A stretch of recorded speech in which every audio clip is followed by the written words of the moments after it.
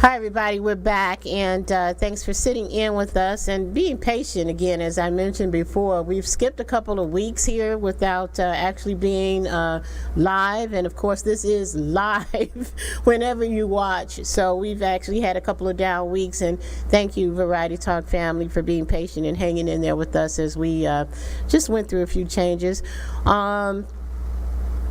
Right now, I have in my hand, we have not had an opportunity to get it up on board and up on the screen, but Reverend Bishop, Reverend Corey Bishop, I am going to just take the time to describe just one of the videos that I posted in Facebook prior to our last conversation here on Variety Talk.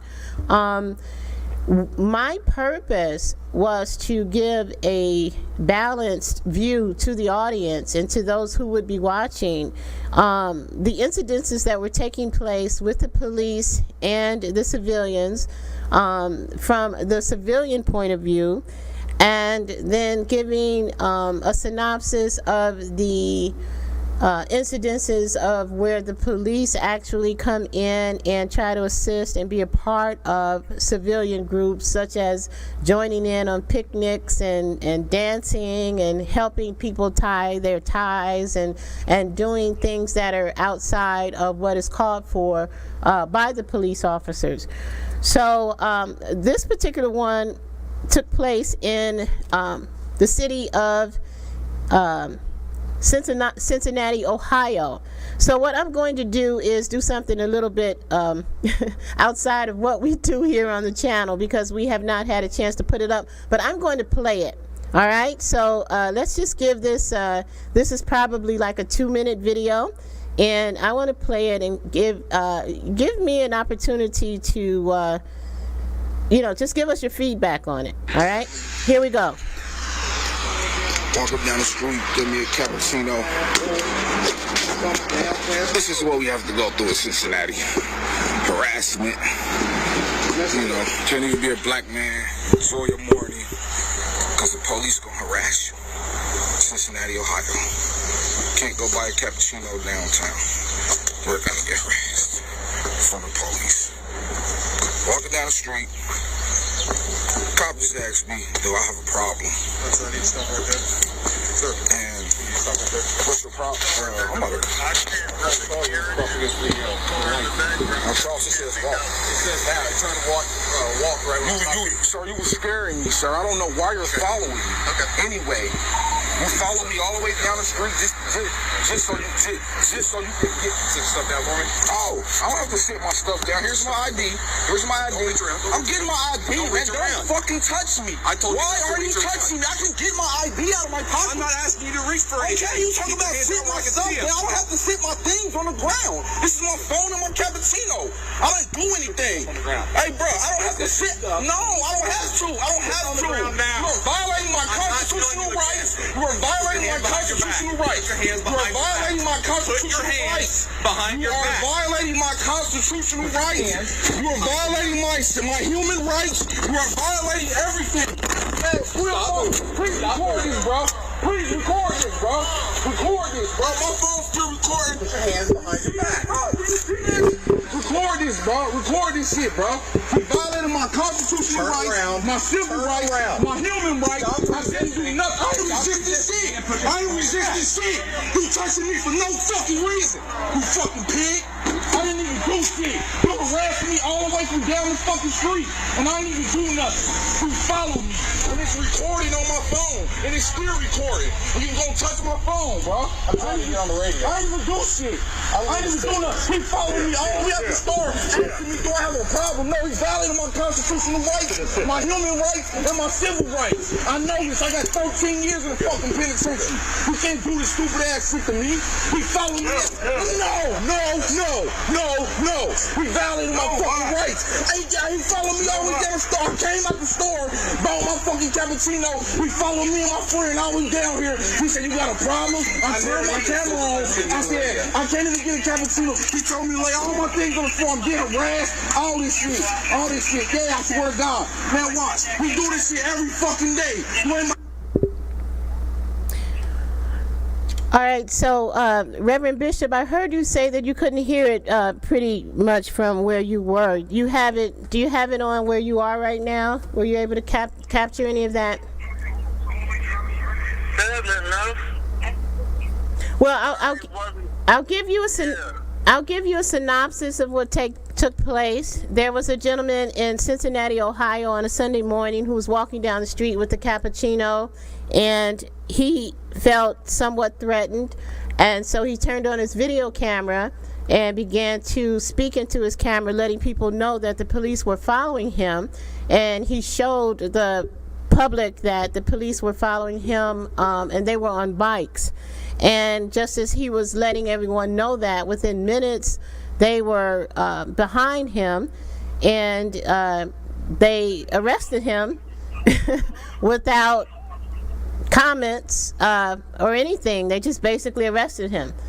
And so what I showed the viewing audience was an opportunity to just hear within 3 minutes how a man, as he mentioned, with the cappuccino is walking down the street, and within 3 minutes they grabbed him and put him up against the wall and put handcuffs on him, and that was it. So that's just one of many of the incidences that were or were not recorded on the news.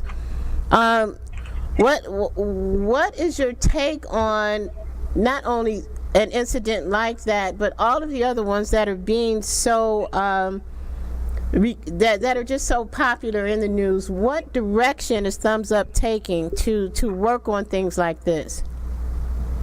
Well, first and foremost, when an incident like this happens, the president of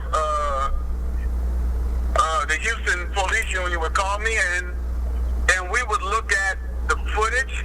But the first thing I want to caution everybody, when you get things on YouTube sometimes and on the TV for broadcasting as regards to news, sometimes they never show you the events that preceded the event. Because sadly enough, for us to get an accurate take, we need as much information as to what transpired before the video clicked on.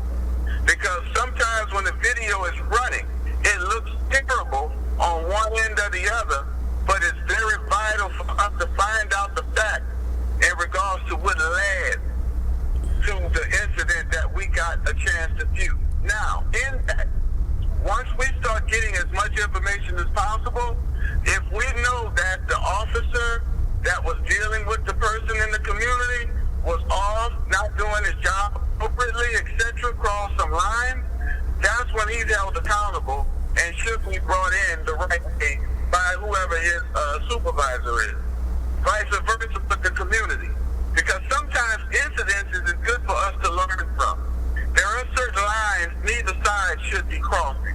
So we use these incidences, number one, to see who's really at fault.